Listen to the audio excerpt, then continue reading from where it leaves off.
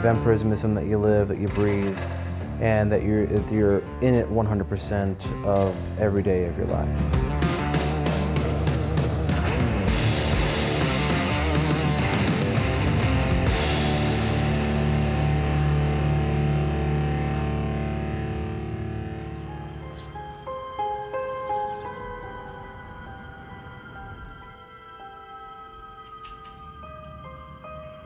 Hi, my name's Tim, and this is my beautiful Countess, Leah Van Doorn, and we're vampires. Count Tim and Countess Leah are part of a growing community of vampires living in Austin, Texas. We do wear our fangs out in public. It's a part of who we are. I've had people come up to me like, will you bite me? And stuff like that. We could definitely draw blood if we really wanted to. If we bit hard enough, oh yeah. Yeah. They are sharpened to a complete point, and they are real dental acrylic fangs.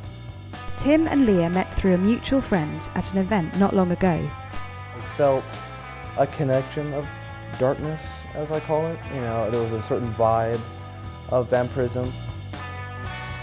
The typical stereotypes of vampirism are, you know, we can't be out in the sun, or that, you know, we pounce and, take someone by force and stuff like that. That's not who we are. That's not what we do. I mean, we could if you asked nicely. No. This is our sacred space. This is where I do ritual and so forth. You know, she has her altar, and then I have mine. I remove the door so I can actually have my own little space. I always have this odd connection to the nighttime. I felt like I just felt more empowered, more awake, more heightened, I guess the word would be. I am hypersensitive to sunlight. I get intense migraines. Even if it's cloudy, I will wear sunglasses outside. I have a parasol that I carry. That's why I'm white as a ghost, because I just don't like the sun. It hurts. And naturally, being a vampire requires regular feeding, which for these two is done in more ways than one. How I feed most commonly is via sexuality. I kind of absorb it via the skin, kissing and so forth. And when they have reached a climax, I take in that energy. Also, I feed via blood as well. Feeding for me, I actually prefer blood. You're taking the essence of a person, and that to me is ecstasy. Basically, I just feel very just open, just allowing her just to do what she needs to do to satisfy her hunger.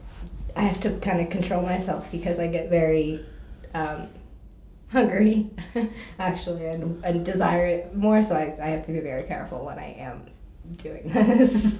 The way I do the blood feeding is that I'll allow my love here to, just have a straight razor, clean one, and she picks a part of my arm to cut, but we let it bleed enough, and she just puts her mouth around it. Feels really good, actually. It feels like she's taking a part of me into herself. I flex my fist, so therefore it helps with the blood circulation. And then you can see from my bite mark, I'm biting it to make it bleed more. Mm-hmm.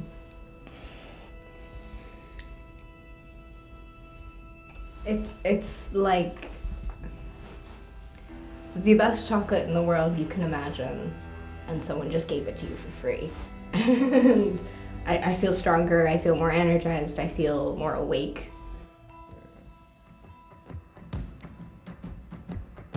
We don't sleep in coffins. I mean, I would like one, but... Yeah, some people do, some people don't. It's all personal preferences. Yes.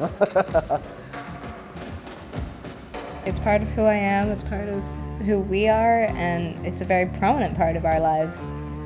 And I love every second of it, and I wouldn't trade it for anything.